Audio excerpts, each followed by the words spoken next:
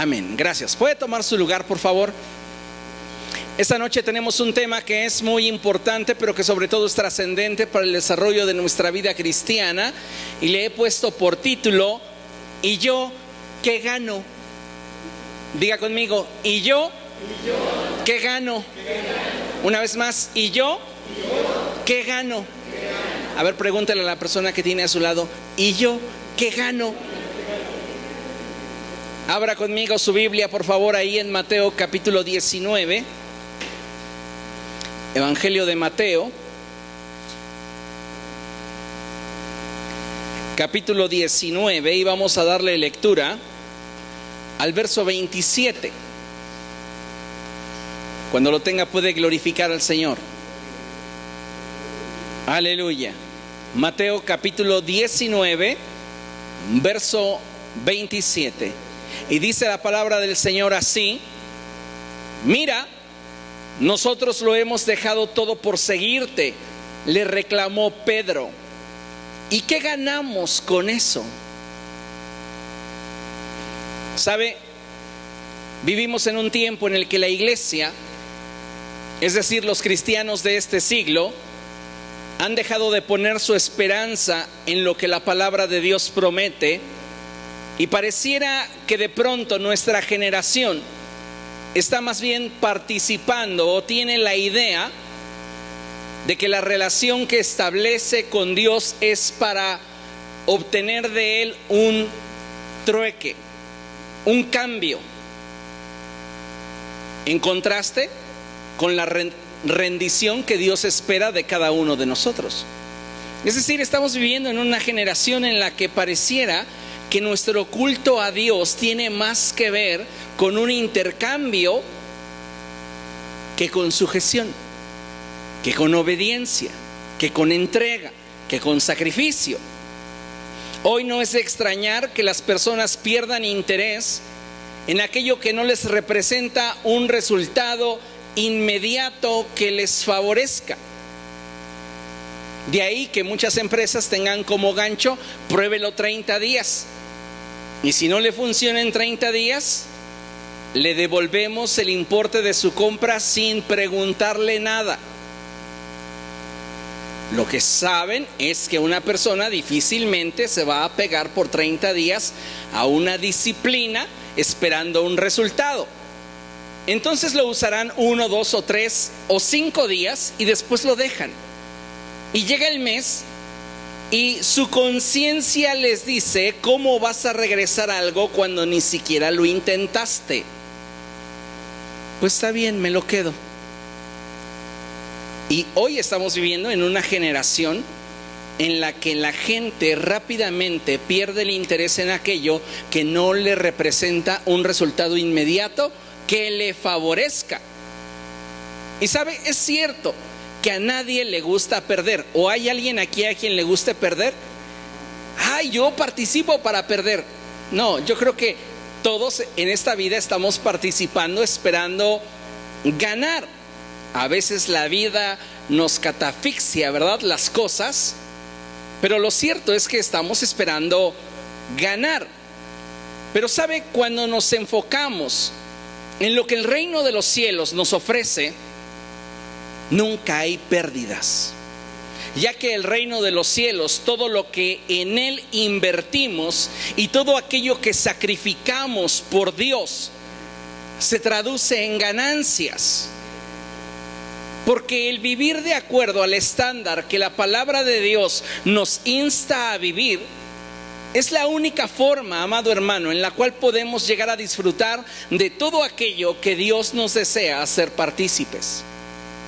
A veces Dios te va a pedir algo de tu vida o a alguien en tu vida, que lo pongas en el altar, porque tiene algo mejor para ti.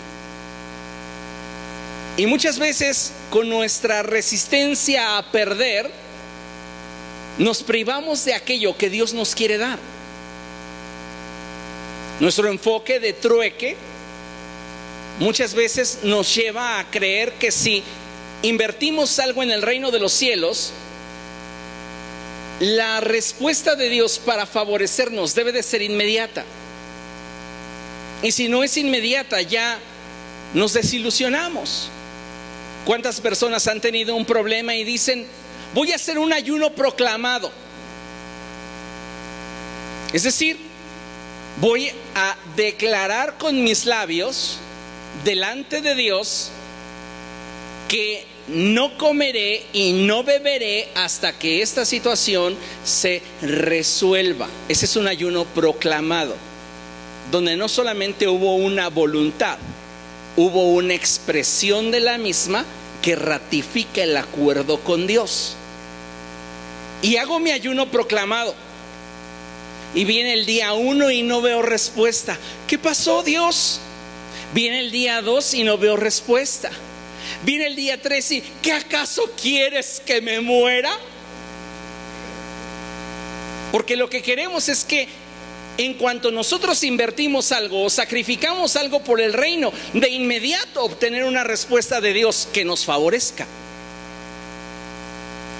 Y es ahí donde nos damos cuenta que nuestra manera de ver el reino de los cielos dista mucho de la forma en la cual Jesús lo veía. Cuando nosotros entendemos que en el reino de los cielos todo cuanto invertimos, todo cuanto ofrecemos, todo cuanto sacrificamos en el nombre del Señor se convierte en ganancias, es que entonces nuestra vida adquiere un sentido y un significado más grande. Y no estoy hablando de ganancias superfluas, no estoy hablando de beneficios que no tienen trascendencia eterna. Estoy hablando del hecho de que cada vez que nosotros nos invertimos o nos depositamos en las manos de Dios, Él siempre va a bendecirnos de forma sobreabundante. El problema de muchos creyentes el día de hoy es semejante al problema que enfrentaban los discípulos de Jesús. Y es que muchas personas, como ya mencioné antes, desean tener un resultado que les favorezca, y qué mejor que este sea inmediato. Y es ahí, en medio de su incertidumbre, de los discípulos, de Pedro, que el Señor les expresa que más allá que estar esperando una respuesta inmediata, deberían tener puesta su mirada en el propósito de Dios. ¿Por qué hacemos lo que hacemos? ¿Porque esperamos de Dios una recompensa inmediata que satisfaga nuestros deseos carnales? ¿O porque creemos y confiamos en que al obedecer a Dios cumpliremos con su propósito que revela su voluntad? Y sabemos que la voluntad de Dios es buena, agradable y perfecta. Jamás la Escritura menciona que es cómoda. Jamás la Escritura menciona que esta nos es siempre agradable vivirla. Pero lo cierto es que desde la perspectiva de Dios, su voluntad siempre será buena para nosotros. En su corazón hay un deseo de que nos vaya bien al practicarla. Y ha trazado Él un propósito en ella, de tal manera que nosotros seamos dirigidos por ella hacia el fin que Él determinó para nuestra vida. Lo cierto, amados hermanos, es que las recompensas que el reino de los cielos nos ofrece, que el Evangelio nos brinda, no son recompensas inmediatas, pero sí son recompensas reales. Habrá ocasiones en las que en apariencia no estamos cosechando las bendiciones esperadas, pero posiblemente esta apreciación radica en que nuestros ojos y expectativas están enfocadas de forma incorrecta y no necesariamente lo que esperamos corresponde con lo que Dios nos quiere dar. Le pongo un ejemplo muy sencillo. usted se somete a un régimen de dieta por una semana. ¿Por qué lo hace? Porque espera mejorar su salud. ¿De qué manera? Posiblemente perdiendo peso, posiblemente reduciendo niveles de colesterol, de triglicéridos, etcétera. ¿Y qué pasa? Al final de la semana se hace usted estudios y resulta que subió de peso. Resulta que los niveles no bajaron como esperaba. ¿Qué ocurre en su mente? En automático nos decepcionamos. Y entonces el método, aunque podría ser efectivo, por alguna razón no resultó para nosotros eficaz. Y entonces tendemos a rechazar aquello que en su momento nos ofrecía una ventaja. Y muchas veces así nos sucede con Dios. Estamos esperando que Él salve a nuestra familia. Y por eso nos involucramos en un ministerio, porque su promesa dice que seríamos salvos nosotros y toda nuestra casa. Pero vemos que nuestros hijos comienzan a perderse. Vemos que nuestro matrimonio comienza a sufrir fracturas. Vemos que las circunstancias en nuestro hogar no son las más favorables. ¿Y qué sucede en el corazón del creyente? Comienza a abrigar decepción. Y en la medida que permites que la decepción more en tu corazón, esta asesina a la expectativa. Nada puede matar más aceleradamente la expectativa que tengas de algo que la decepción. Así que lo que tienes que hacer con la decepción es aprender a digerirla y desecharla. Porque tropiezos en esta vida siempre los habrá.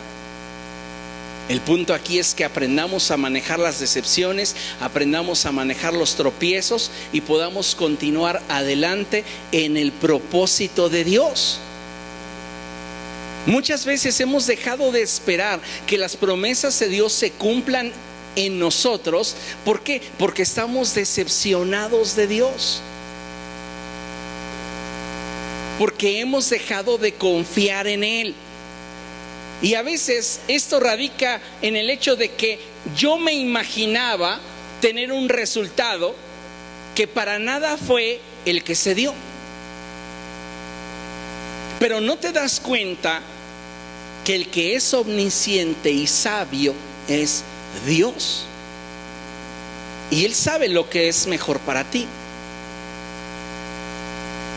Así que necesitamos aprender a mover nuestra vista en la dirección del sentir que hay en el corazón de Dios y no aferrarnos al sentir que brota de nuestro corazón, porque entonces lo que queremos es que Dios sea a nuestra manera y no nosotros caminar en acuerdo con Dios. Piense en esto, dice la Escritura: ¿cómo pueden caminar dos sin antes estar de acuerdo? Subrayo de acuerdo. Subrayo 2. Cada persona es un ente individual que tiene una forma de sentir individual, una forma de pensar individual, una lógica individual y una capacidad de decisión individual. Lo que puede mantener a esas dos mentes o a esas dos culturas completamente ajenas en una misma dirección es el acuerdo.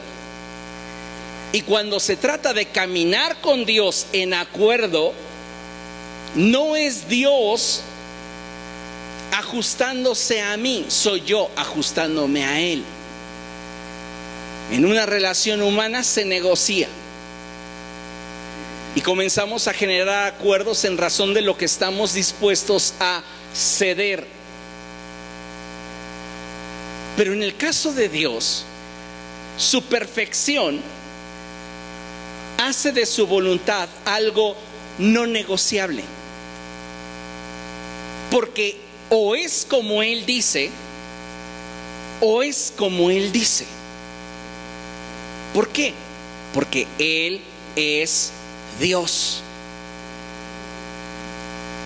Haciendo una evaluación objetiva de las promesas de Dios a nuestra vida, podemos observar cómo es que Dios jamás se queda con nada. Y Él es fiel para con nosotros de tal manera que siempre al vivir dentro de su voluntad, podremos confiar que Él está en control y que Él en su momento nos bendecirá con lo que a nosotros nos hace falta. Y algo que debe de saber, amado hermano, es que muchas veces su bendición para nuestra vida se manifestará de formas distintas. No siempre como esperamos, no siempre como queremos. Le pongo un ejemplo, el apóstol Pablo. Él se describe a sí mismo como un hombre que lleva en su cuerpo un aguijón, una enfermedad, y le ha pedido al Señor que lo sane. Pero el Señor le ha respondido: bástate mi gracia, porque mi poder se perfecciona en tu debilidad. El apóstol tiene la expectativa de que Dios lo sane, porque ha visto los milagros de Dios, porque ha participado de los milagros de Dios. Pero Dios en su omnisciencia y sabiduría determina que Pablo no necesita ser sano. Pablo necesita su gracia. Y en esa expresión de gracia, Pablo es bendecido. ¿Cuánto invirtió Pablo en el reino de los cielos? Muchísimo. Su esfuerzo, su capacidad, su dinero, su tiempo. Él invirtió su vida de una manera excepcional. ¿Podría él haber dicho: ¿por qué no me estás bendiciendo, Dios? Voy a dejar de creer en ti si tú no me sanas. Dios sabía que necesitaba a Pablo. Y reitero, Pablo no necesitaba ser sanado, necesitaba la gracia de Dios. Porque aunque él hubiera sido sanado sin la gracia de Dios, no hubiera alcanzado el propósito del Señor. Entonces lo que él requería y la respuesta en la forma en la cual Dios determinaba bendecirle a causa de todos los sacrificios que él había realizado en favor del evangelio, era dándole gracia, porque no necesitaba más. Dile a la persona que tienes a tu lado: Dios no te dará nada que no necesites, pero prepárate, porque también si no lo necesitas, te lo quitará. El punto es si nosotros queremos. Porque volvemos al punto, nadie quiere perder. Y de alguna manera perdemos de vista la voluntad de Dios. Pablo sabía abandonarse en las manos de Cristo.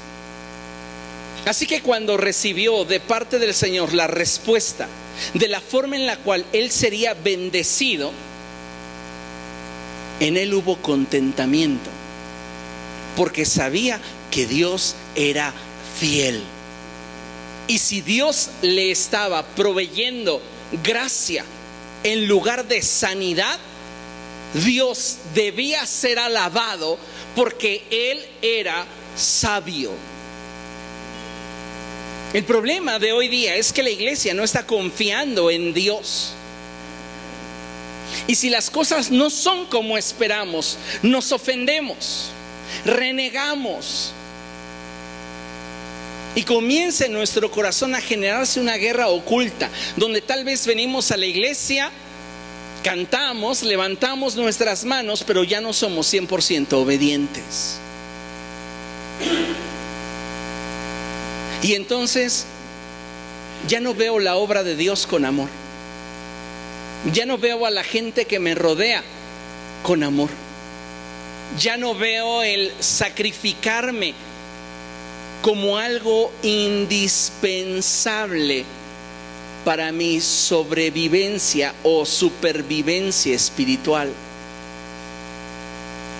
Ahora pareciera que estamos buscando quien haga lo que nosotros no queremos hacer. ¿Y dónde quedó la emoción? ¿Dónde quedó la expectativa?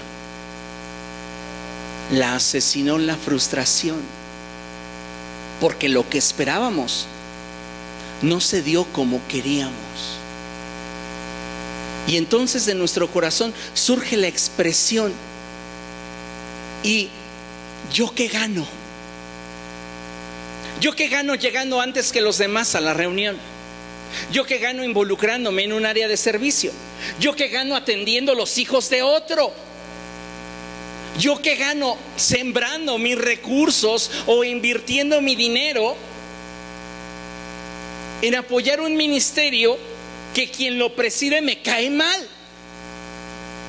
Porque somos selectivos, ¿verdad? A veces hasta para comprar alimentos. Ay, lo hizo sutanito. No. Y no porque esté mal, simplemente porque no nos agrada.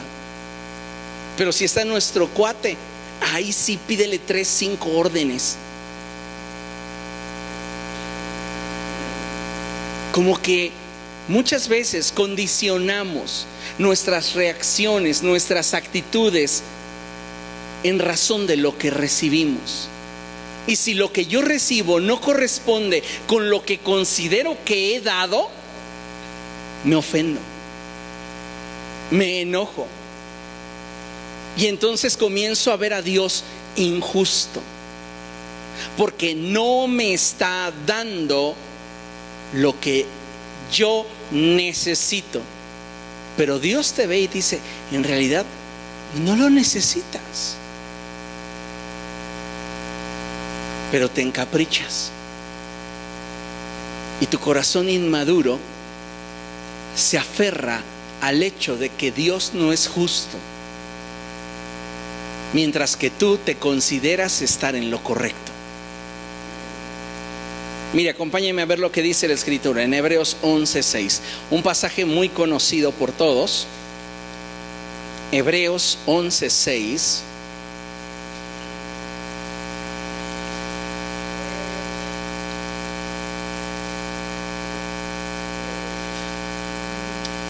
Dice la Escritura así: en realidad, sin fe es imposible agradar a Dios, ya que cualquiera que se acerca a Dios tiene que creer que Él existe. Lea conmigo: y que recompensa a quienes lo buscan. Dios no solamente está buscando quien le obedezca, quien se sacrifique por su reino, quien le ponga como prioridad en su vida. Dios está buscando gente que, teniendo este enfoque, crea que Él está dispuesto a bendecirle, a recompensarle. Porque muchas veces nuestra visión corresponde al ejercicio de una religión a tipo manda. Entonces sirvo para ganarme el favor de Dios. No hay nada que puedas hacer que te permita ganar el favor de Dios. El favor de Dios nos ha sido concedido por Cristo en la cruz del Calvario. Así que necesitamos darnos cuenta que lo único que requerimos es un cambio de actitud. Y en lugar de excusarnos tras el resultado no deseado, perseverar en aquello que Dios me llamó a hacer. Y si no estoy obteniendo el resultado que quiero, o el resultado que deseo, o el resultado que ansía mi corazón, yo debería seguir confiando en Dios, esperando en Él y pacientemente seguir haciendo aquello que Él me llamó a hacer, sabiendo que lo que Él me conceda es lo que yo necesito. Por eso mucha gente hoy día no tiene contentamiento, porque sus expectativas sobrepasan sus resultados, y entonces el resultado les decepciona. Y nadie, escúchelo bien, nadie puede presumir felicidad o plenitud en su vida lidiando con grandes dosis de frustración en su mente. No puedes presumir que eres feliz si íntimamente vives frustrado. Y así hay cantidad de personas que sirven esperando ganarse el favor de Dios, cuando en realidad lo único que Dios está esperando es que tú creas que Él te quiere bendecir y que tengas un corazón abierto para recibir de Él lo que en su sabiduría Él sabe que es mejor para ti.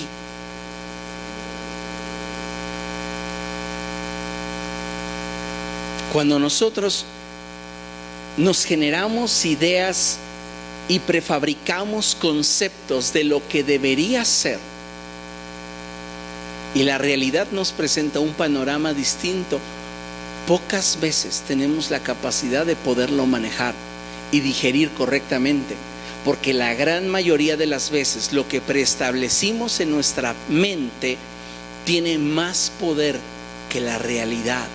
Y cuando la realidad es distinta, nos ahogamos en nuestra imaginación, en lo que queríamos y no fue.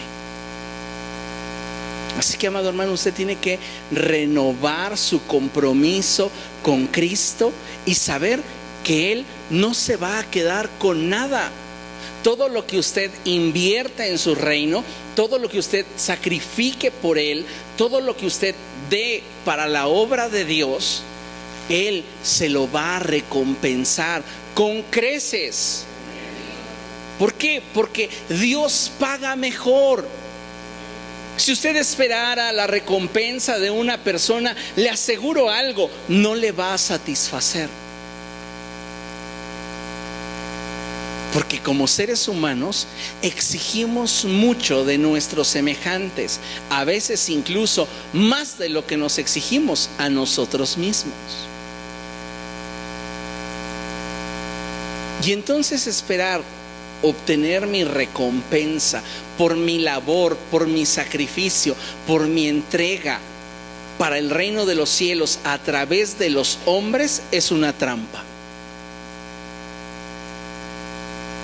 He escuchado cantidad de personas involucrarse en el ministerio y por un roce que tuvieron con algún líder, con alguna persona que integra el ministerio, irse decepcionados del ministerio y, en el peor de los casos, de la iglesia. Pero ¿cuál fue el problema? No me saludó. Y se supone que somos compañeros de ministerio. Bueno, pero si en esa persona no hubo espiritualidad, ¿por qué no la hay en usted?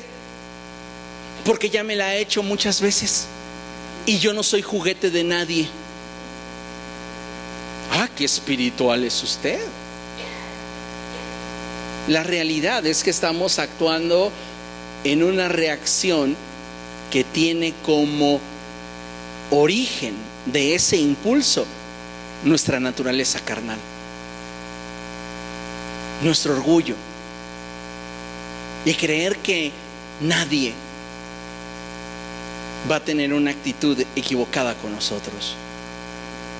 Necesitamos ir sanando nuestro corazón para renovar nuestro enfoque y nuestra visión respecto de los propósitos de Dios para nuestra vida. Vea lo que dice el Salmo 37, verso 25. Este es un salmo muy hermoso y esta porción bíblica es fabulosa. A mí me da mucha esperanza de lo que sé que en algún momento Dios traerá como recompensa a mi vida. No estoy esperando una recompensa inmediata, no estoy esperando un resultado instantáneo, estoy esperando que Él en su sabiduría determine qué es lo mejor para mi vida. Salmo 37, verso 25. Y dice la palabra del Señor así: he sido joven y ahora soy viejo, pero nunca he visto justos en la miseria, ni que sus hijos mendiguen pan. El salmista expresa: durante toda mi vida he sido testigo de que aquellas personas que se comportan con integridad delante de Dios cosechan el fruto de sus acciones. Y la bendición de Dios alcanza para sus siguientes generaciones. ¿Por qué? Porque Dios no es escaso. ¿Le ha sucedido alguna vez que ha prestado X cantidad de dinero y que la persona a la que se lo prestó se molesta cuando le cobra y le paga a cuentagotas y luego ya ni le paga y le deja de hablar? Dios no es así. Pero a veces pareciera que el mundo no la hace y Dios no la paga.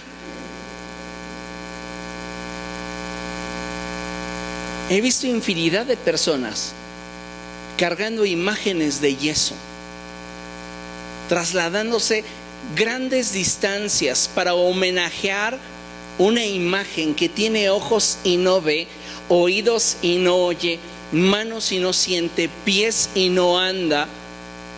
Y esas mismas personas que cuando cambian de religión, porque esa es la realidad de ellos, cambian de religión y se vuelven protestantes, pareciera que ahora Dios se las va a pagar, porque todo lo que los explotó el párroco, todo lo que los explotó la religión popular, ahora tienen una actitud de tacañería para el reino de los cielos. Están en la verdad, pero no pueden experimentar la plenitud porque solo cambiaron de religión. No nacieron de nuevo. Y es lamentable cuando dentro del cuerpo de Cristo vemos esas actitudes. Acuérdese usted cuánto gastaba antes en el vicio, cualquiera que usted tuviera, en las fiestas, en los regalos, en las invitaciones, en lo que usted quisiera celebrar. No necesariamente a un muñeco de yeso, pero si le pedían, sea usted la madrina de bebida, decía, con gusto. ¿Cuánto va a ser? Pues mire, estamos pensando comprar 100 de Bacardí. Adelante. Pero para las cosas de Dios no tengo. Los jóvenes hoy día, hay un proyecto que tiene que ver con ellos para su crecimiento espiritual, no tienen. Pero tráigales un cantante, un artista lépero, grosero, que exalte el mundo, y los tendrá usted hasta presumiendo sus boletos. Pero para las cosas de Dios no hay. ¿Por qué? Porque nuestro corazón no está ligado a Él. ¿Quieres saber dónde está ligado el corazón de una persona? Observa cuánto esa persona sacrifica por eso que considera para esa persona importante.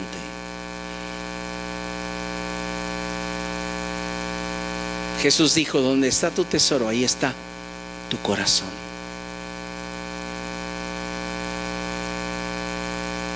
Hay cosas que hablan más fuerte que las palabras y aún que muchas acciones.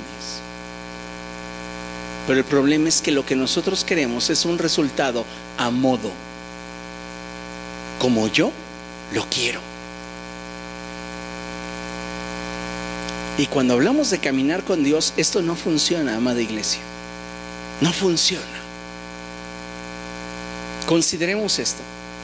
Todo lo que invirtamos en el reino de los cielos nos repercutirá en bendición. Y a esa bendición Dios le añadirá su generosidad. Dios no se queda con nada. Pero nuestra mentalidad es la mentalidad del trueque. Tal era la mentalidad del trueque generaciones antes, que a alguien se le ocurrió un canto que decía: la ofrenda, la ofrenda, la ofrenda del Señor. El que da $1, el Señor le da 2. La gente esperanzada decía: doy $1. ¿Y dónde están los 2? Pues tienes que esperar en el Señor. ¡Ah! ¡Qué chiste! A veces actuamos como aquel incrédulo, y les voy a contar el testimonio de mi padre. Cuando recién comenzaba a acercarse al Evangelio, escuchó en una ocasión que iban a celebrar la Santa Cena. Uy, los hermanos son bien espléndidos para dar de comer. Eso es sabido, dijo él. Así que no voy a comer todo el día, para que cuando den la cena, pues yo pueda entrarle con ganas. ¿Y cuál era su sorpresa? Que era un pedacito de pan y un vasito de jugo de uva. Salió de ahí decepcionado, hasta que alguien le enseñó, le instruyó, le discipuló, y él tuvo un corazón enseñable para entregarle su vida a Jesús. Pero la gente que está esperando resultados a modo y resultados inmediatos que le favorezcan, cuando te enfrentas a la realidad del reino de los cielos, créeme, es como darte coces contra el aguijón. Me encanta. Todo lo que invirtamos en el reino de los cielos nos repercutirá en bendición. Y a esa bendición Dios le añadirá su generosidad. Les he dicho más de una vez: si Dios ha sido tacaño contigo, no le des nada, no se lo merece.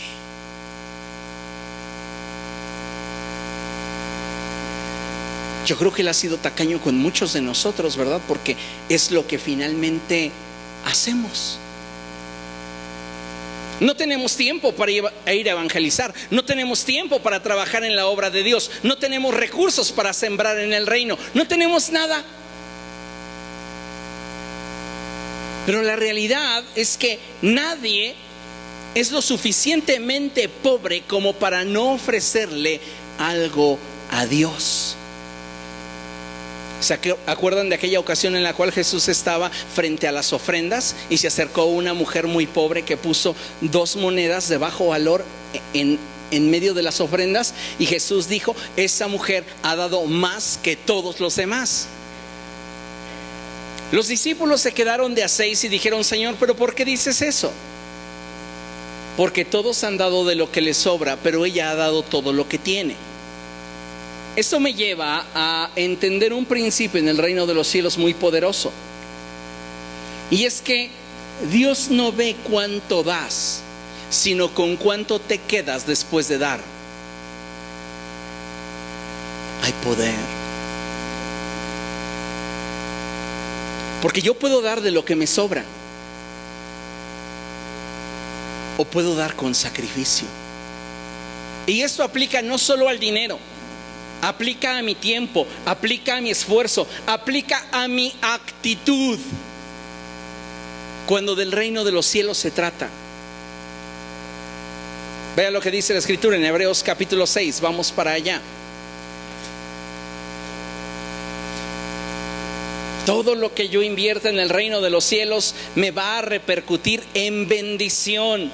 Y Dios a esa bendición le va a añadir su generosidad. Dígame cómo no estar expectante de lo que Dios hará. Y aun cuando yo no tenga lo que deseo, aun cuando yo no haya obtenido tras aquello que he corrido y esperado en el Señor, sigo confiando en Él. ¿Por qué? Porque sé que Él es fiel y justo. Vean lo que dice la Escritura, Hebreos capítulo 6, versos del 9 al 12. En cuanto a ustedes, queridos hermanos, aunque nos expresemos así, estamos seguros de que les espera lo mejor, es decir, lo que atañe a la salvación. Hay una esperanza que tienen los discípulos y es la esperanza de ser salvos. ¿Cuánto crees que valga tu salvación? En pesos.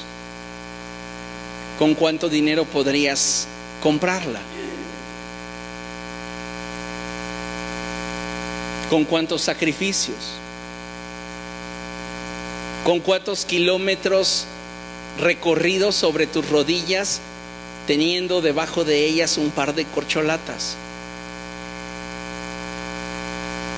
No hay manda que pueda comprar la gracia de Dios. No hay dinero que pueda comprar la gracia de Dios. No hay sacrificio, no hay esfuerzo que pueda comprar la gracia de Dios. Por eso es gracia. Y los discípulos sabían que el Evangelio les otorgaba una esperanza, la esperanza de la salvación. Así que todo lo que ellos daban no era para ser salvos, era porque eran salvos.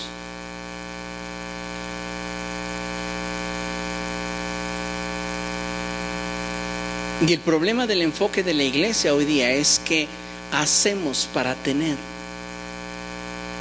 y no hacemos porque tenemos.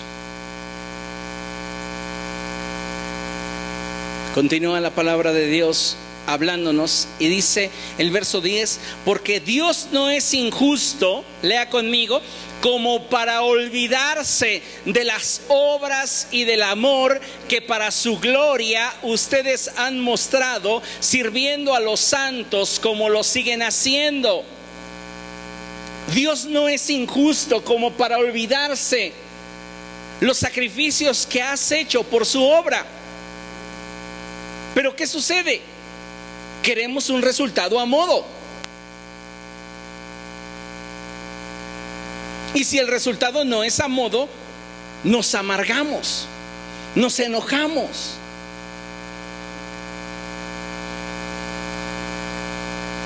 Verso 11.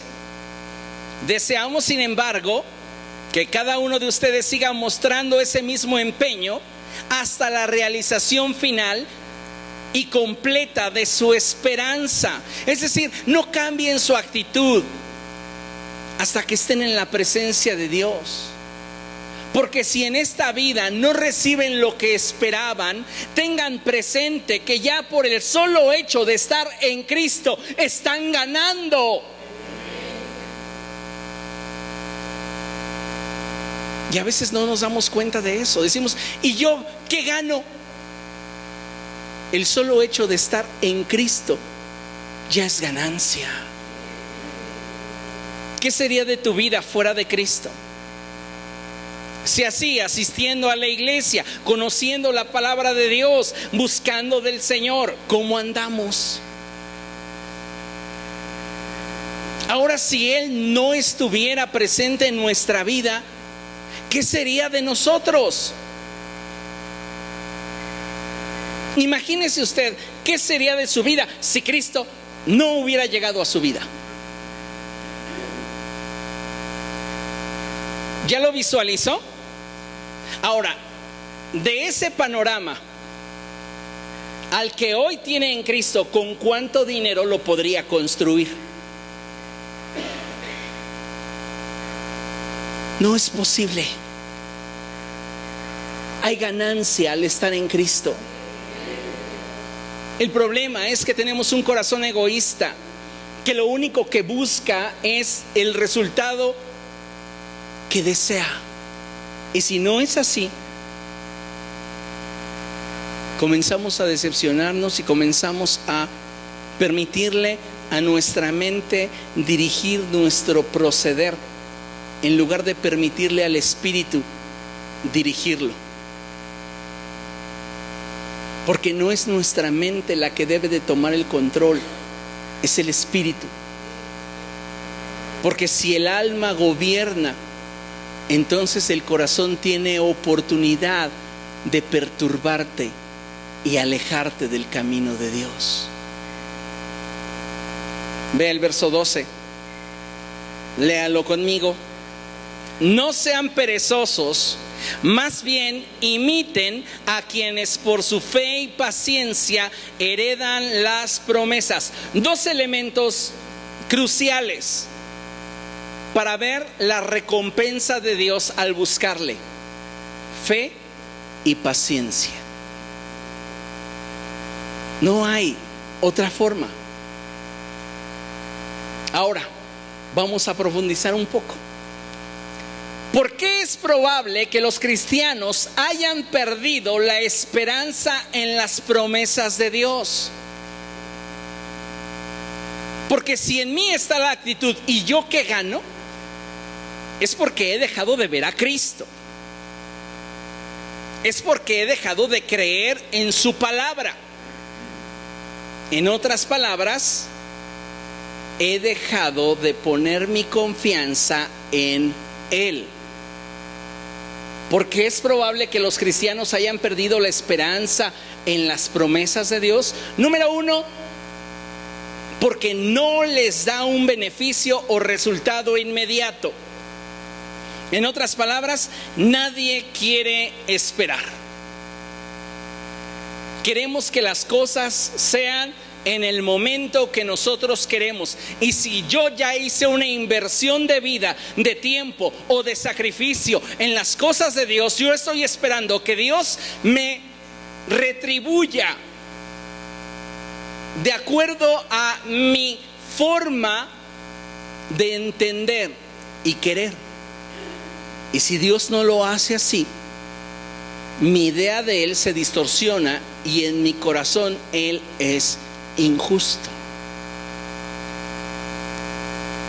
Vea lo que dice Mateo capítulo 6, verso 20. Mateo 6, 20 dice lo siguiente: más bien acumulen para sí tesoros en el cielo, donde ni la polilla ni el óxido carcomen, ni los ladrones se meten a robar. Más bien acumulen para sí tesoros en el cielo. ¿Acumulen para quién? Para mí mismo. Lo que yo invierto en el reino de los cielos, lo que yo sacrifico por la causa de Cristo, repercutirá en una bendición personal.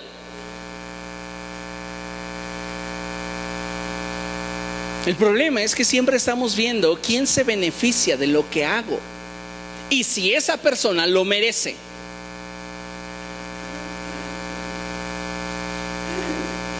¿Por qué es probable que los cristianos hayan perdido la esperanza en las promesas de Dios? Número 2, porque para recibir algo de Dios deben creer. Oh, problema. ¿Por qué digo esto?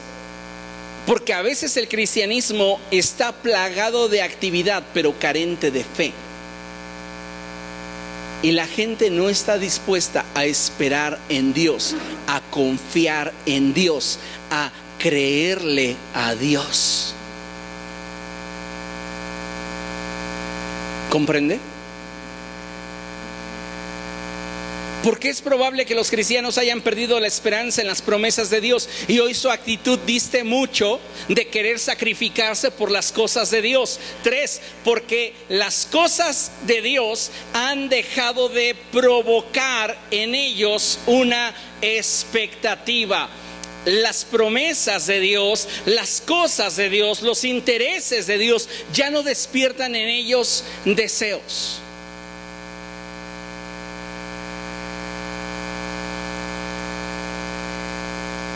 Porque la expectativa se murió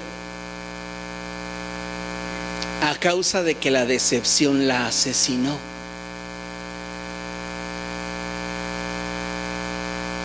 ¿Usted cree que una relación se viene abajo de la noche a la mañana? No. Sufrimos decepción y abrazamos la decepción, la alimentamos, la acariciamos, creemos que es nuestra mascota, pero no nos damos cuenta que día con día se está convirtiendo en un monstruo que está carcomiendo nuestros corazones. Y nos empezamos a decepcionar, y entonces ya una invitación a un congreso, pues van a predicar todo el día, es predicación y alabanza. ¿Para qué voy?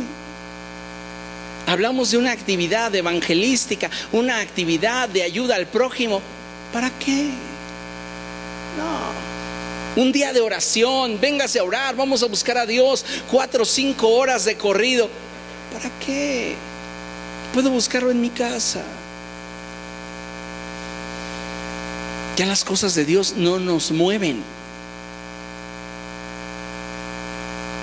¿Cómo voy a esperar a algo de aquel en el que no confío para depositar en él mi vida?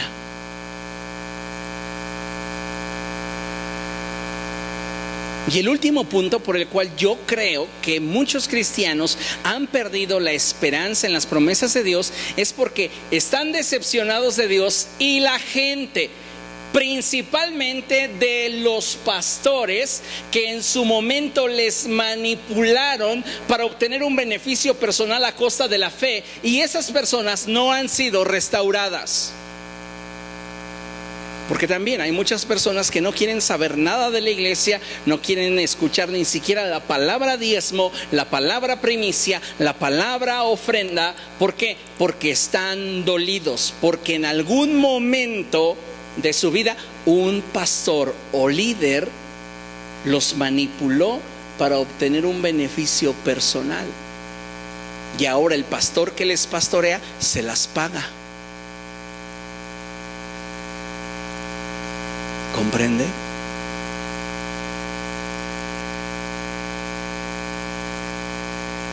Realmente hay muchas personas dañadas dentro del cuerpo de Cristo por la misma iglesia, por los mismos líderes, por los mismos pastores. Si nuestra vista, amado hermano, no está puesta en Jesús, es muy probable que en algún momento te decepciones a tal grado que no puedas continuar tu avance en Jesús. Porque idealizamos la vida cristiana.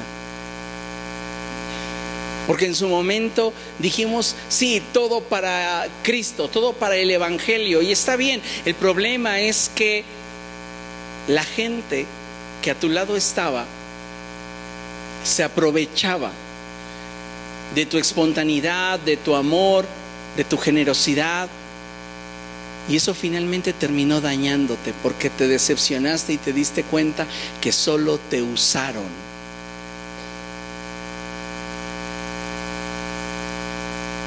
Y el problema es que cuando hay creyentes no restaurados en esa área, las evidencias son tangibles en la iglesia a la que llegan. Entonces ya todo lo ven con sospecha.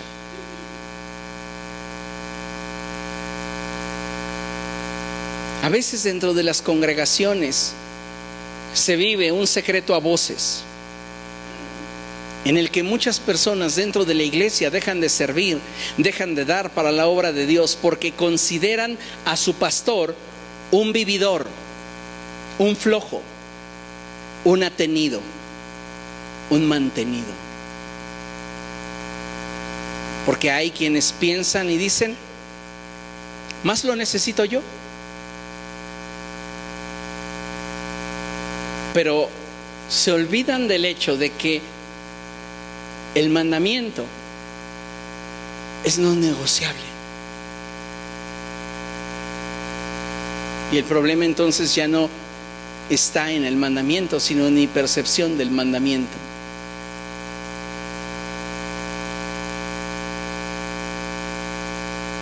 En algunos casos hay gente que tiene envidia del pastor.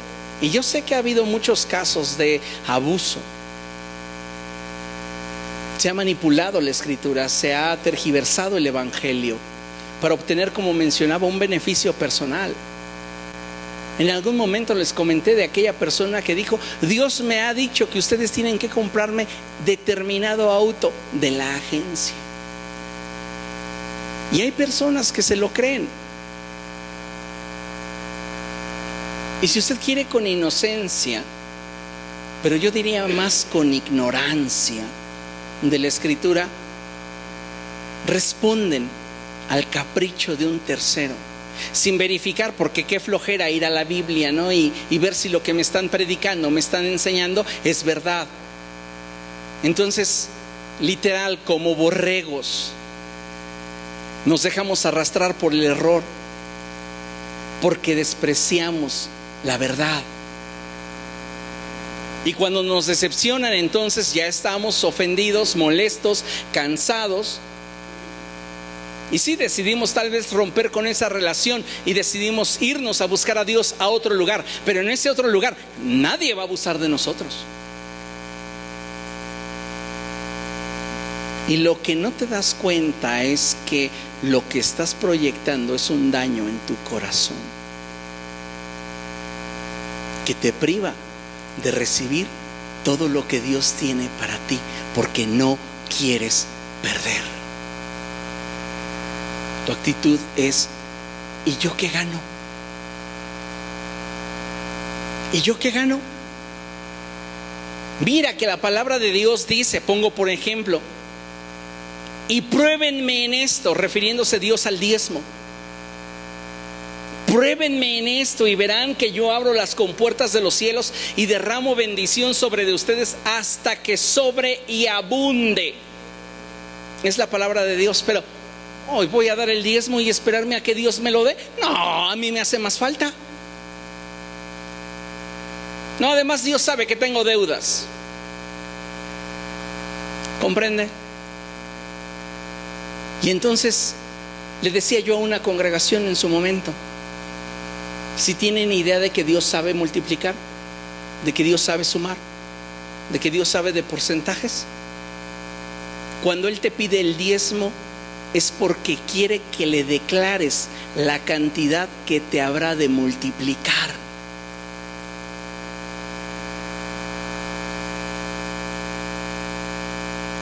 Y cuando nuestra base no es honesta, ¿cómo entonces habremos de recibir lo que Él tiene para nosotros?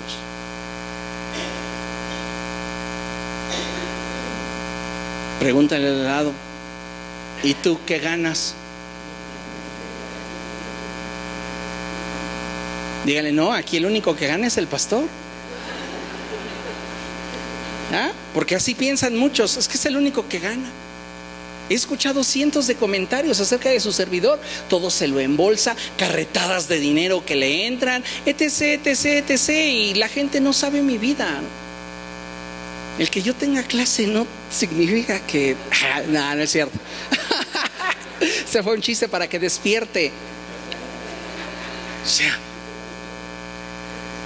¿usted cómo sabe si... O sea, no, digo... La gente tiene una imaginación gruesa y hace conjeturas, pero como respira. Y si piensan que es verdad, pues miren, mi realidad puede ser peor.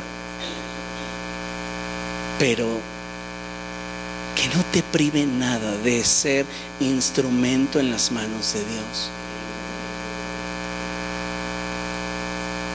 ¿Entiende? Hoy muchas personas, en lugar de confiar en la fidelidad de Dios y en que Él cumplirá sus promesas en nuestra vida, se empeñan en vivir de forma independiente y depender de su propia capacidad para lograr o alcanzar lo que solo Dios puede dar. De verdad, no importa cuánto intentemos acumular, sea de comodidad, sea en lo económico, sea en tiempo, la vida siempre se encargará de quitártelo.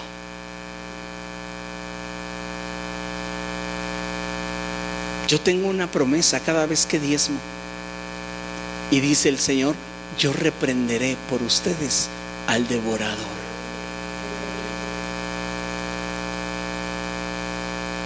Así que confío en eso. Y no importa la situación que esté atravesando. Joven fui y ya no estoy chavo, pero desde niño he visto que no hay nadie que invierta su vida, su esfuerzo, su tiempo, su capacidad en las cosas de Dios, y Dios sea tan injusto como para olvidarse de esa persona, cruzarse de brazos y no responderle cuando esa persona le necesita? Así que usted decidirá qué hacer. ¿Continuaremos con esa actitud y yo qué gano? ¿O cambiamos nuestra manera de pensar? En Hebreos 12:2 la Escritura dice: bien puestos los ojos en Jesús, el autor y consumador de nuestra fe. Usted conoce el pasaje. Leamos lo que tenemos proyectado en la pantalla. Si queremos recibir lo que Dios tiene preparado para nosotros, no hay otro camino sino el de confiar y creerle a Dios. Con nuestra capacidad podremos lograr y alcanzar muchas cosas, pero debemos entender que las bendiciones de Dios solo en la mano de Dios están. Las bendiciones de Dios solo en las manos de Dios están. Y concluimos con Apocalipsis 22:12. Y lo leemos juntos, por favor, a la cuenta de 3. 1, 2, 3. Miren que vengo pronto, traigo conmigo mi recompensa y le pagaré a cada uno según lo que haya hecho. Jesús dijo: hagan tesoros para sí. Lo que tú das para el reino de los cielos se está acumulando para tu eternidad.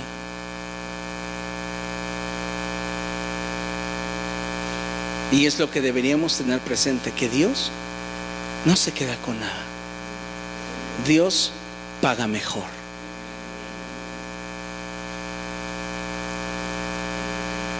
Amén. Póngase de pie, vamos a dar gracias a Dios.